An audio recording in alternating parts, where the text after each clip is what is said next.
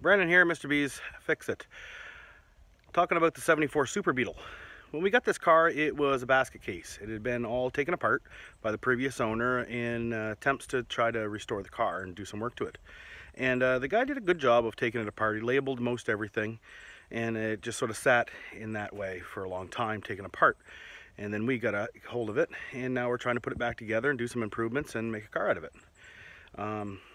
The wiring has really caused some challenges, and that's what I want to talk to you a little bit about today, and then we'll see if we can get it started. Okay, let's take a look. So I finally got the dash back in, got the fuse box mounted. I have ran all of the wires that are necessary through the car and out the back. As you can see, probably dizzy as heck at this point, there's still lots of patchwork to do, and I'm working on that. Okay, so we've done quite a bit of wiring or rewiring on this car at this point. Changed quite a few things, but I haven't done anything that would be considered overly exotic or anything like that either. Let's recap just a little bit. Okay, so alternator. What I've done is I've ran the charge wire here down to the starter. I've then run a main power cable from the starter in through the car, back out again,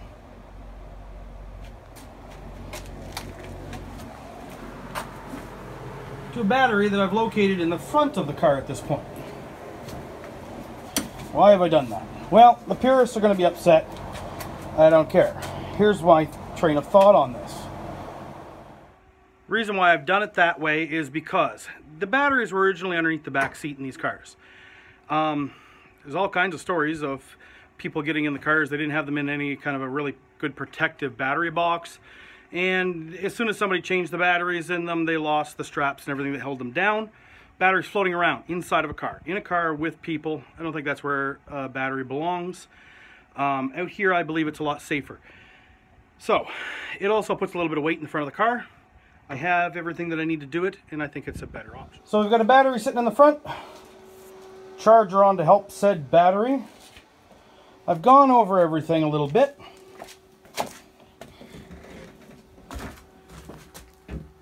We ran the start wire up through the back of the car into here.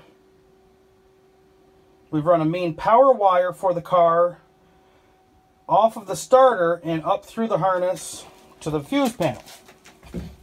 I also, as I said earlier, eliminated all unnecessary wiring that I've found up to this point. This car even had a diagnostic port and so on. So I'm thinking, let's see what happens. Oh, heard a click, and that's a good sign. We've got a light on.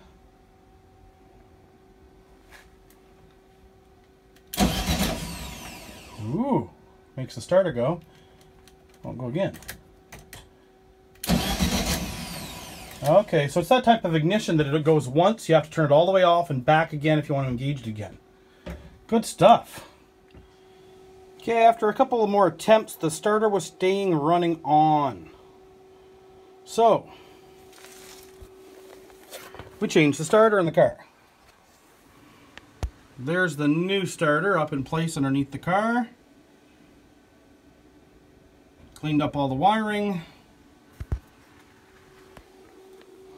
Bit of a trick to do these starters, but not really all that bad. You could reach. This one is just a stud that comes out of the block and you put the nut on. The opposite side is a long bolt that goes through all the way through the housing of the transmission, and then you put a bolt on the back side. That back side happens to be down in there behind the motor, to give you a perspective. Starter didn't really look bad at all. Doesn't look like an old unit. It's a Bosch unit, good name brand. Does have an aftermarket solenoid of some sort on it, and I'm guessing that that's our real problem, because otherwise it seems like a pretty good unit. So we'll get a new solenoid for this, check it out, and put that back out to replace the new one that we put on it as the next spare starter sort of thing. Was lucky I had a starter sitting here. Okay, so now what I'm going to do, further tests. Key on. To the back of the car we go. Test light in hand.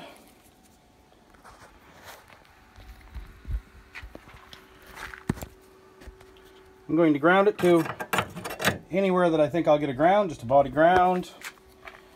And now let's start looking. So we should have power right here, and we do. That wire's the charge wire, goes directly to the starter, which goes off to the battery. Now with the key on, we should have power at our coil.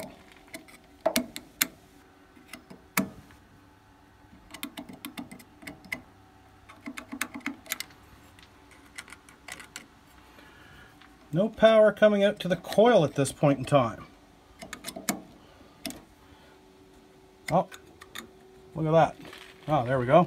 So let's reconfirm our connection of our test light here.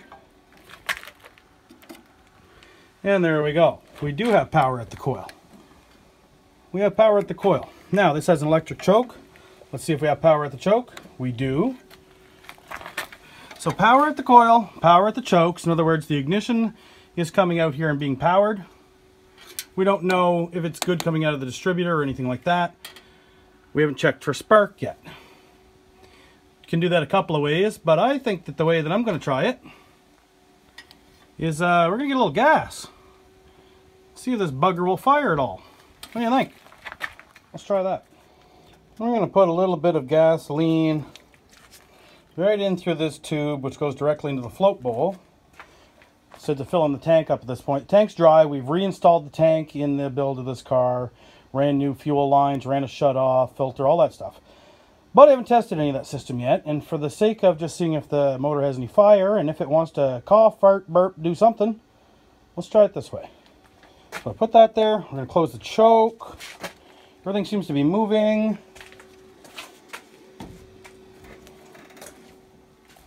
See what happens.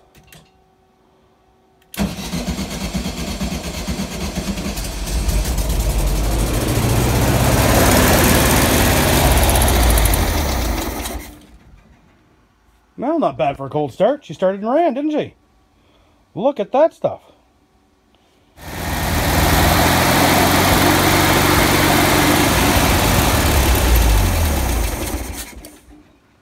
Now that's about as long as we expect it to run, with just, you know, filling the carburetor with a bottle. Not bad. This smoking stuff is just residual oil that I've got all over it from the work I've been doing on it and spraying things. Cool. Maybe we'll get the fuel system up and going now. See if it'll really run.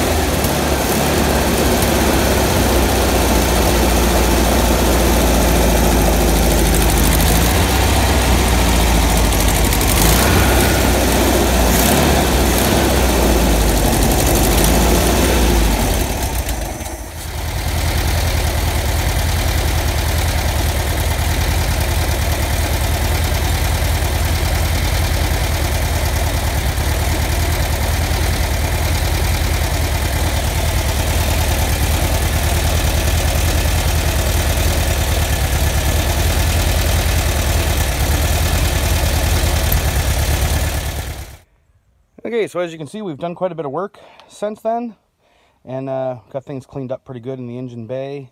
It is a 1600 dual port. As you can see, the carburetor is removed, distributor cap is off right now, and we're doing some work on the carburetor. All right. So that's a little update on where we are with the 74 Super Beetle. Thanks for watching. Hit the subscribe button, like, maybe leave a comment. Until next time, Mr. B's Fix It. Thank you.